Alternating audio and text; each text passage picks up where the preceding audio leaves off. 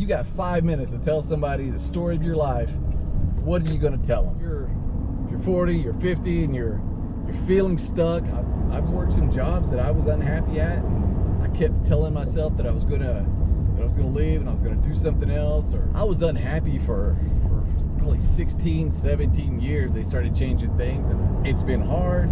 It's been super stressful. Just think about that, man. Just think about that. Look out into the future, 20, 25 years from now, and what's your story? You know, what story are you going to tell? Customer's driveway, super nice guy. I got to talking to him quite a bit on Monday when we got there. He's lived up here in Michigan all his life. Living in Michigan all your life and near Detroit, he has also worked for GM for the majority of his life. I believe he told me 37 years. It could have 36 or 35, but I'm pretty sure he said 37 years that he worked for GM, and he'd been retired for I guess for about 7 or 8 years now. He said, no, 12 years. He's been retired for 12 years now. And I was just kind of asking him how that was going and how he was enjoying retirement. And you know, he said some things that really got me thinking and got me to kind of reflecting on my own self and my journey and just where I'm at in life and the decisions that I've made. And you know, I'm 50 years old this year. I'm just a few months away from being 51. And like most of you, probably questioning, you know, what have you done in these last 50 years, and what are you doing for the next, you know, hopefully 30, 35 years that you got left. You know, everybody says you might be having like a midlife crisis or something when you get to this age, but if you think about it, I mean, if you're having a midlife crisis at 50, that's assuming you're going to live to be 100. And I mean, if that happens, fantastic. But man, I think, you know, at this point in our lives, we've got less to go than we've gone. And thinking about that and your mortality kind of, I don't know, it just seems to hit a lot harder than it used to. You know, obviously everybody, it's, I mean, very cliche. You know, when you're young, you think you got all the time in the world, but man, that time, you blink and it's gone. It just goes and goes and goes. But we were talking about his retirement and how that went, and his job at GM, and you know, he was telling me, he's like, man, yeah, it was time to retire. He retired a little bit earlier than he was planning on. He actually retired at the age of 57. And he said, you know, he'd had it in his mind that he was going to retire at 58. He kept saying, you know, 58 and I'm going to hit the gate. He kept saying that to me, and I thought that was kind of clever, but he had that in his head. So, you know, he just made up his mind at some point in his life that at 58, he's hitting the gate, and he was out the door, and he was going to call it quits. But he ended up going a year early, and he said he just couldn't take it anymore. He was mentioning that he'd been unhappy because obviously they'd brought in a lot of younger folks and were trying to change things up, and it's just a lot of things did not make sense to him, common sense wise. You know, the way things were being run. And if you work in a corporate type environment like that, you know, there's meetings and emails and standard operating procedures and things that it just seems like there's so much red tape to go through that if you step back and look at it, it's like, you know, we're taking 12 steps to do something that should only take 2 steps. And if you're that kind of person that can see through all those steps, it's super frustrating to have to live or work in an environment like that, and especially on a day-to-day basis when you know there's an easier way, but you know, everything's got to go up and down the chain of command, and well, this is the way, you know, the book says to do it, and it's just, yeah. So anyway, he was he was talking about that, and he had bounced around a couple of different departments trying to get happy. And I said, this all happened, I asked him, I was like, this all just happened in the last year? And he was like, no, I was unhappy for probably 16, 17 years. They started changing things, and I kept telling myself that I was gonna leave and I was gonna do something else, or I'd move over to this other department and I'd be better over there. And I just got to thinking, I was like, man, 16, 17 years, 18 years of his life, he said, and he could look back and say that he was unhappy doing what he was doing. And like what I was just saying, at 50 years old now, I mean, man, just 50 years has gone by in the blink of a second and blink of an eye. And 18 years ago, I would have been 32 years old. So just imagine and I'm trying to imagine myself, if I was sitting somewhere, or since the age of 32, if I've been unhappy and miserable, and now here I am 50, why would you make yourself or allow yourself to be unhappy for that long?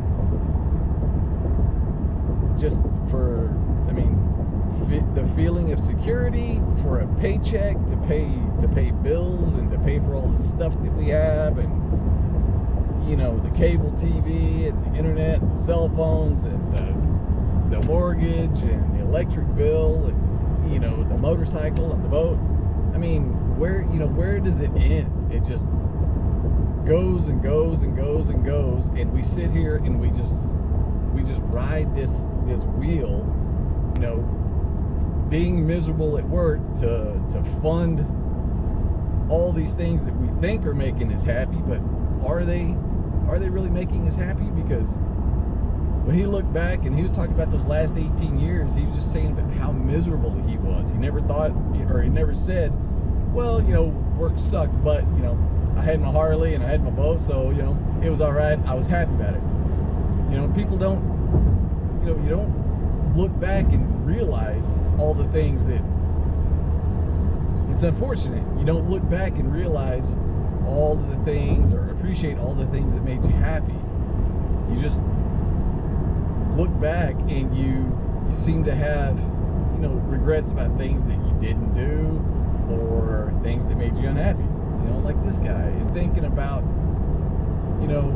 myself and me and Tiffany and our journey, and I've never had a hard time just picking up and changing.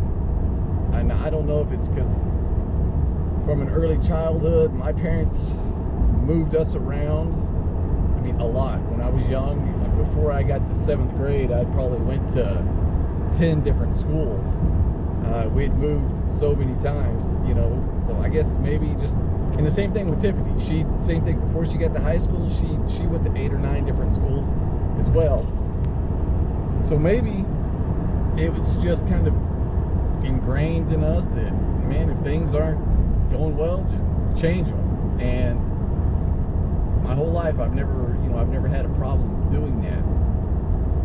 And as I look back on my career and my life, I've worked some jobs that I was unhappy at, and I don't think once I got unhappy, I just left. That was it, and I'd go find something else. And you know what? I was happy doing that, and I did a lot of things. I worked for myself most of my life. 90% of the time I've been working for myself, and it's been hard. It's been super stressful. I'm not a millionaire by any means, but looking back, I can say that I've always been happy, and I've always done what I've wanted to do. 99% of the time, I've always done what I wanted to do, and I'm super grateful, and I'm super happy that I've been able to do that. And getting back to, now I'm 50, and I'm like, this whole year, I guess I've been struggling with that and thinking, I was like, what have I done with my life? What do I have to show for it? And you know what? I've got a lot to show for it. I've got a wife that I love, a loves me. I've got 3 beautiful, healthy children that have absolutely no issues at all. I mean, they're super smart. I mean, you know, they're kids. They're trying sometimes, but you know, they, as far as, you know, some folks that have kids with disabilities or, you know, health issues or this and that, you know, for whatever reason, me and Tiff were given 3 of the healthiest kids that you could get with 0 issues, and for that I'm forever grateful and happy about. So, you know, these last 30 years, you know, haven't been a waste. After talking with that customer, I was like, man, I've got a pretty good life here. Tiffany and I and the kids, we travel around full time in our RV and have been able to work and sustain us and support us quite well. We get to go and do and see all of the country. I think we haven't been to all 50 states. I think we're about, I don't know, 8 or 9 short of having been to all 50 states. And but just getting back to, you know, hitting that age and looking back and thinking and time, and you know, it's crazy that it really does go so fast. And if you're in that situation, or you're in your 40s or you're 50 and you're feeling like, you know, what have I accomplished or what have I done, and I hate my job. If you're in that situation, man, I'm not going to tell you to just get up and quit and do something else, but think about it. You know, is it worth it to continue to be miserable for, you know, that sense of security that you think you're getting from that, you know, that paycheck, to, you know, to, I don't know what I'm trying to say here, is it worth being miserable to collect the paycheck to pay for things that aren't making you happy?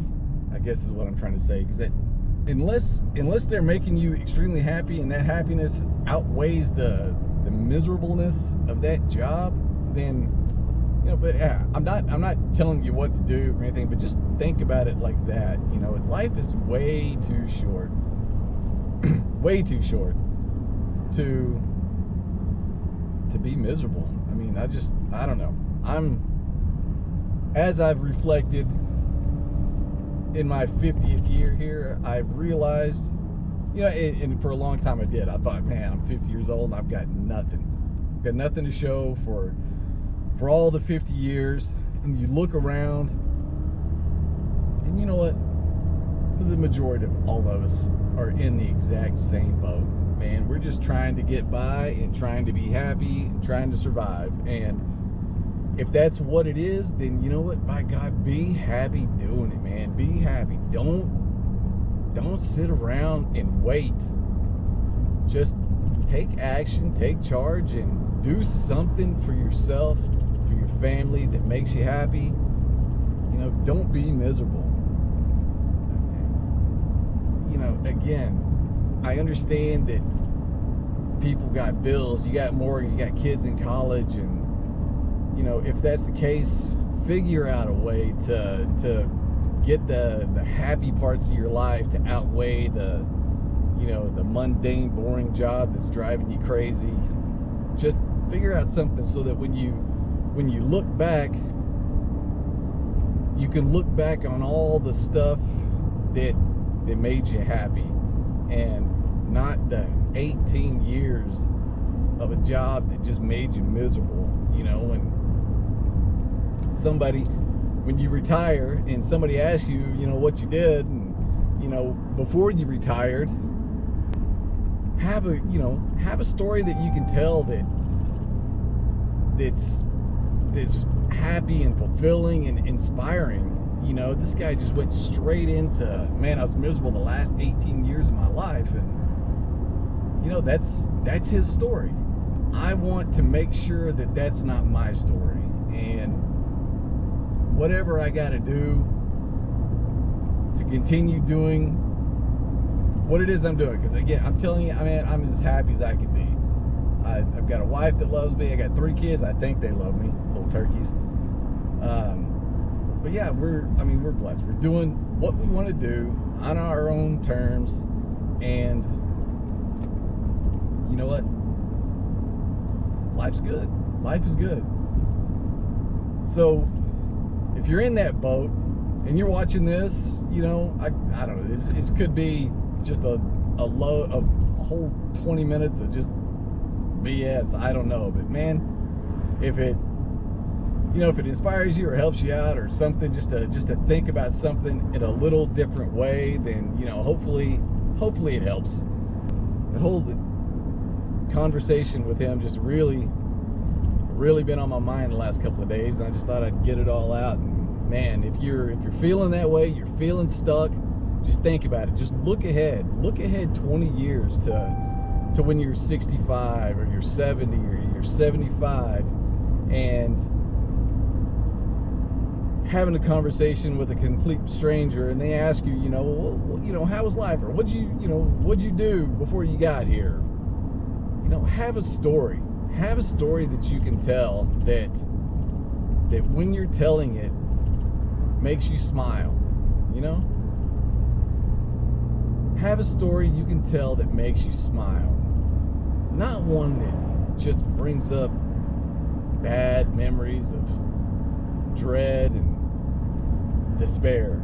So that's my plan, that's my path going forward, is to have a story I can tell that inspires and that I'm proud of, and that somebody else can be excited to hear and enjoy, and not something that leaves that person walking away and thinking, man, I hope that I don't end up like that, or I hope my life doesn't go that direction. But